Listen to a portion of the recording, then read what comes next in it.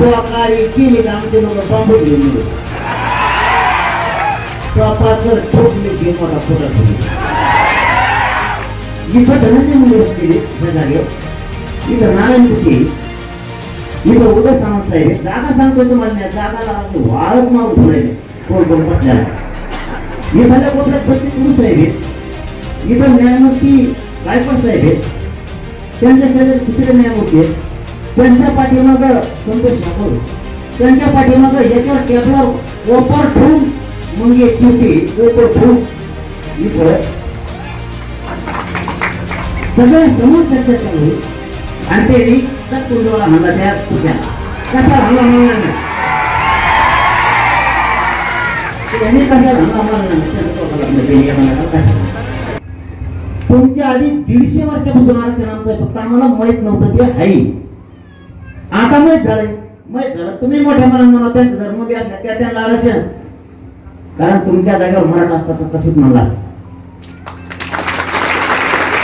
कारण धनगरांचं आरक्षण काय घटनेनं एसटी आम्हाला ते चौंडीला दाखवण्यात आलं म्हणून आम्ही आजपर्यंत ठासून म्हणतो धनगर एसटी द्या त्यांना आरक्षण. नसतं आम्ही नसतं म्हणलो. तसं तुम्ही खोट्याची कड उडू नका. शेवटी प्रश्न तुमचा आहे. त्याला आम्ही काय करू शकत नाही. जर आमचं आरक्षण आहे आणि चौंडीला नेतानाही वडीबद्रीच्या धनगर बांधवांना आम्ही सोबत गेलो होतो. आजही सांगतो मी नाही तर सांगायचं पण सांगतो. कारण ही अवलेवाला छगन भुजबळ दंगल घडून आणणारे म्हणून सांगतो. मी गोदापट्ट्यावर तर प्रेम करतो पण जे आंतरवाडीच्या शिवा भावाचे गाव आहेत त्यांच्यावर सुद्धा करतो. कसं करतो ते तुम्हाला मुद्दाम सांगतो. वाढू दे 10 मिनिटं. गरज आहे आता. मी 10 मिनिटं जास्त बोलू पण गरज आहे. मी वडीत येताना पूर्वी मी वडीत येताना सरळ जायचो. मला जर आंबडला जायचं असलं सरळ म्हणजे वडीतून सरळ नको. आपल्या आंदोलन सुरू झाल्यापासूनचा विषय सांगतो. 29 ऑगस्ट पासून आतापर्यंत त्यावेळेस वडीचा बांधव विरोधात होता नव्हता हा बाबा लांब ठेवा. वडीतून जाताना मी सरळ जात होतो. सरळ येत होतो. जसं 29 ऑगस्ट पासून आंदोलन सुरू झालं तसं मी सरळ जातो. सर्व्हिस रोडने टर्न मारतो. जर इकडे जायचं असलं बीडकडे जर आणि इकडे जायचं असलं तर इकडून टर्न मारतो. पण वडीतून जात नाही त्याचं कारण सांगतो. गैरसमज होऊ नये. जातीवाद वाढू नये. वाकडच बघितलं गाडीचा धक्का लागला. आपले मन दुखता कामा नये. कारण आपण शिवभाऊ एक म्हणून हुरावर नाचत मी नाही. मला हुरावर बरंच नाचता येत नाही. आपल्यात मन आहे. साताळावर आला वा आमच्या हुरावर चालायला लागला. आपले एक मन आहे खेड्यात. तसल्या वागणाऱ्यातला पट्टीतला मी नाही. त्या पट्टीत वागणारा मी नाही. नसता तुम्ही धडक येतात म्हणल्यावर मी बी धडक जात तिथे. समजून घ्या. मी गाणे जाणार धडक. तुम्ही धडक येतात म्हणल्यावर मला ते नाही करायचं. तुम्ही आंदोलन उभा केलं तुम्हाला अधिकार आहे. नाही विरोध दाखवला एक तसं नाही दाखवला आणि दाखवणार मी नाही आयुष्यात नाही. मी एक प्रामाणिकपणा आज बोलतोय. तुम्हाला जर काय कमेंट करायच्या काय ते पाण्या करायचे तुमचा धंदा. तुम्ही मला जे सत्य सांगायचं होतं ते मी सांगितलं. डर फिर नाही. त्याला माणुसकी म्हणते. डर फिर नाही त्याला माणुसकी म्हणते की नाही. शेवटी एखाद्या चुकीमुळं त्यांच्या किंवा आपल्या शिवा भावात कायमची नाराजी आयुष्याची पसरू नाही. म्हणून पाय फुकून वागतो. पाय फुकूनच चालतो. पाऊल टाकताना सुद्धा विचारच करतो. ही माझी पहिल्यापासूनची भूमिका आहे. आजच नाही. मी आडमुठ्याने कधीच वागत नाही पर्यंत. पण त्याचा ऐकून आपले गाव आपला समाज एकजूट राहायला पाहिजे. एकत्रित राहायला पाहिजे. एकमेकाला विरोध नाही केला पाहिजे. तुम्ही पटवून घ्या. शेवटी आमचा सुद्धा नागरिक जर आता असंच झालं बसा ऐकायला येत आहे ना. जरा गेले समजून घ्या. मी किती तळतळी सांगतो. शेवटी आता आपल्या लोकांना विचार करायचा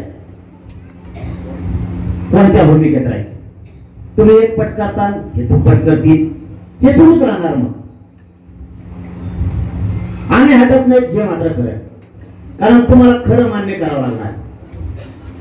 आमचं जर हैदराबादचं गॅजेट आहे निजामकालीन सरकारी नोंदी आहे, त्या तुम्ही रद्द करा नाही म्हणू शकत. तुम्ही तर रद्द करा म्हणले तर वाढणार नाही तर काय होणार. तुमचं वावर आम्हाला द्या म्हणल्यावर तुम्हाला राग येणारच. तुमच्या उभ्या पिकात जर आम्ही जनावर चारले तुम्हाला राग येणारच. मग आमच्या उभ्या पिकात तुम्ही जनावर चारल्यावर आम्हालाही राग येणार. जर आमच्या सरकारी नोंदी आहेत तुम्ही त्याला विरोध करता. 83 क्रमांकाला ओबीसीच्या यादीवर मराठा आणि कुणबी आहे त्याला तुम्ही विरोध करता.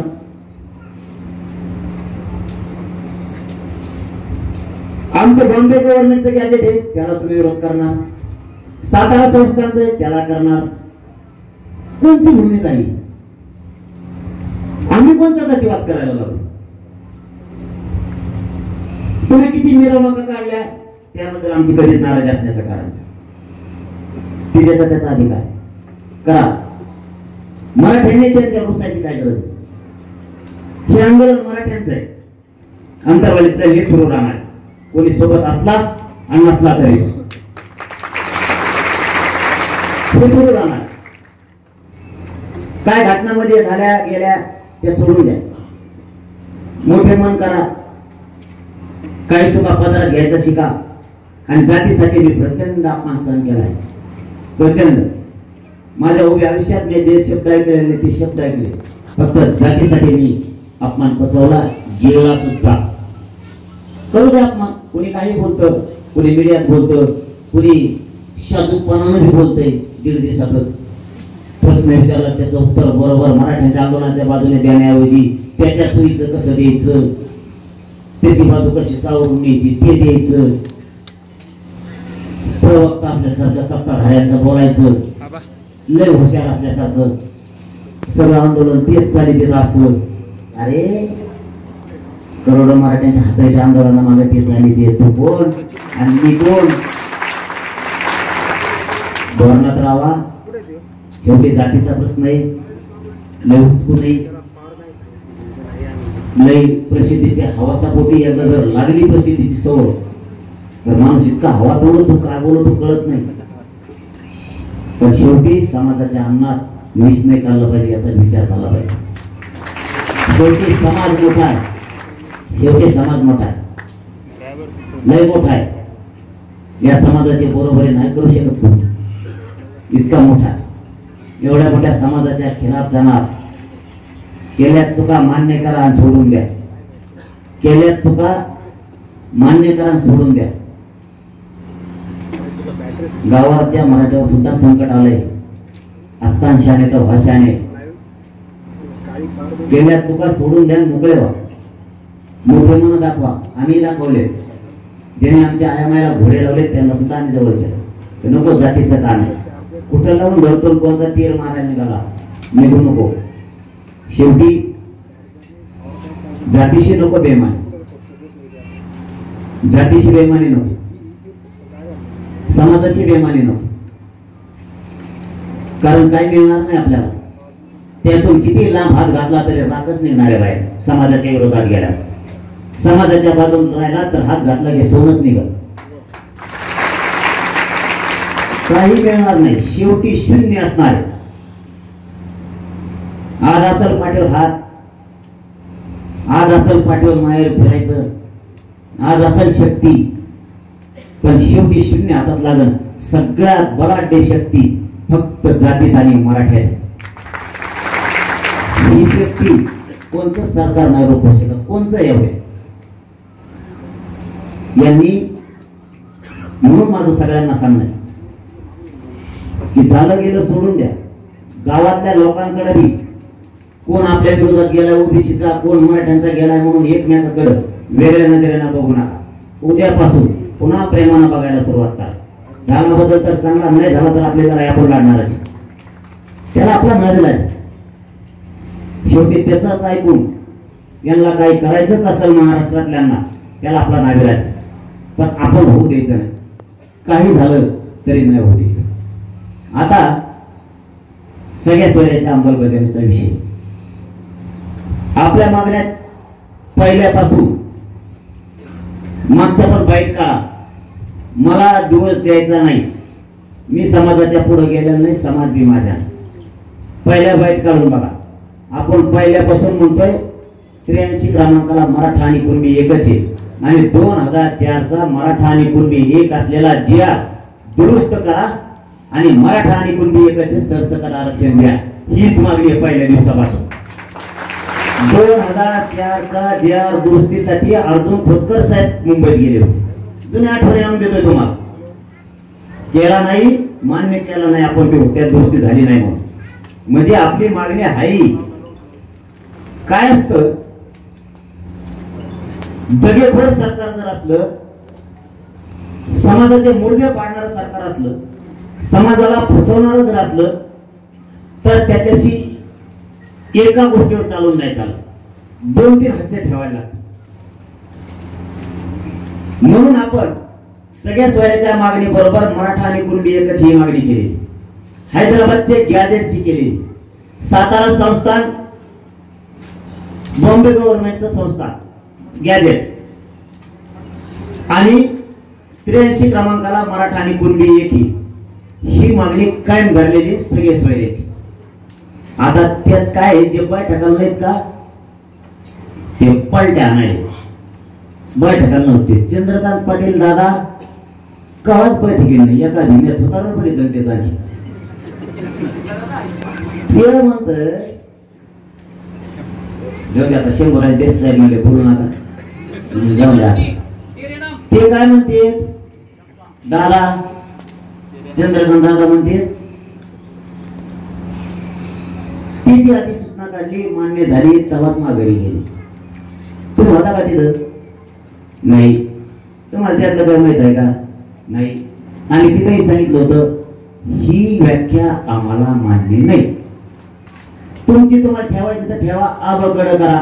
ठीक आहे म्हणजे आबगड करू आपण, आमची ही व्याख्या आम्हाला पाहिजे.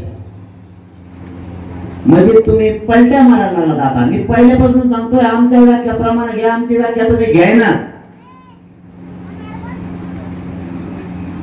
ठीक आहे म्हणजे घेतो आम्ही.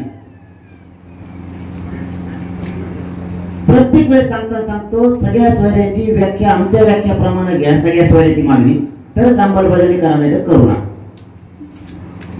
सरकारला एकच सांगतो मी आज अंतर्वाली, मी 13 तारखेपर्यंत बोलणार नाही, पण एवढं सांगणं गरजेचं आहे कारण ते काल बोलले म्हणून. तुम्ही जर पलट्या मारल्या, तुमच्या सरकारने पलटी केलं म्हणून सांगायचं.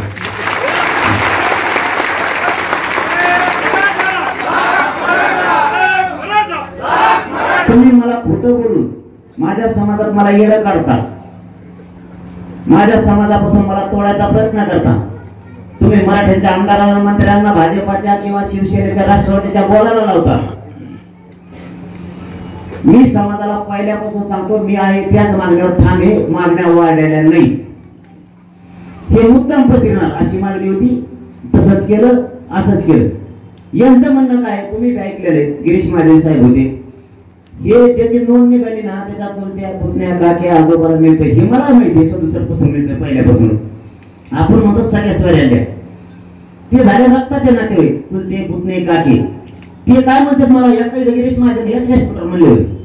हे काय म्हणले, ज्याची नोंद निघाली त्याच्या नातेवाईकाला देतो आपण, चुलते, काके, पुतणे, हे म्हणलं सगळ्या सोयऱ्याला पाहिजे हो त्याच्या. कारण ज्या मराठ्याची नोंद मिळाली, ज्या मराठ्यांची नोंद मिळाली नाही, पण ह्यो कुणबी आहे, ह्यो मराठा त्याचा पाहुणा आहे, याचा अर्थ ते सोयरा आहे त्याचा गणवतातला, त्याला द्या.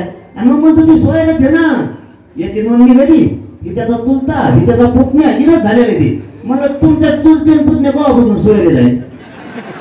चुलता पुतण्या लग्न करते एकाला सगळं. ही कोणची व्याख्या आहे त्याची सोयऱ्याची? इथंच झालेलं आहे. आपण म्हणतो सगळे सोयऱ्यांना सुद्धा द्या.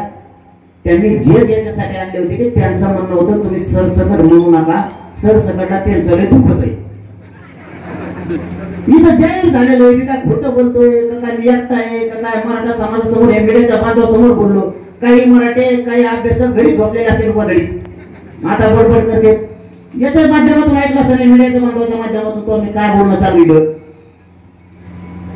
आणि इथं एवढं झालं, इथं धनंजय मुंडे बसलेले ह्या जागेवर, इथं नारायण कुचे, इथं उदय सामंत साहेब आहे. जागा सांगतोय तुम्हाला मी, जागाला वाळत मारून ठेवलंय कोण कोण बसल्याला.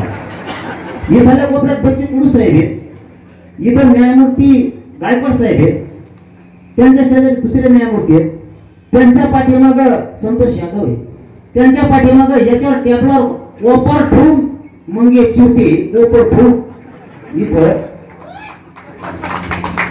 सगळ्या समोर चर्चा चालू आहे. सगळी सोयीचं पटतंय आणि शेवटचा चौथा शब्द मागे त्या मार्गाला. तर धनंजय मुंडे म्हणले मागे त्या तर मागे त्याचा, आणि ते कच कुंडोळा हाणला त्या तुझ्याला कसा हाणला म्हणला नाही,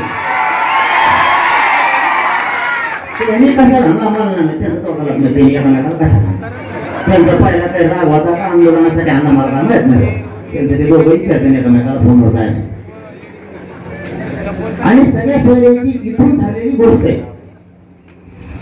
घेतो म्हणले आम्ही.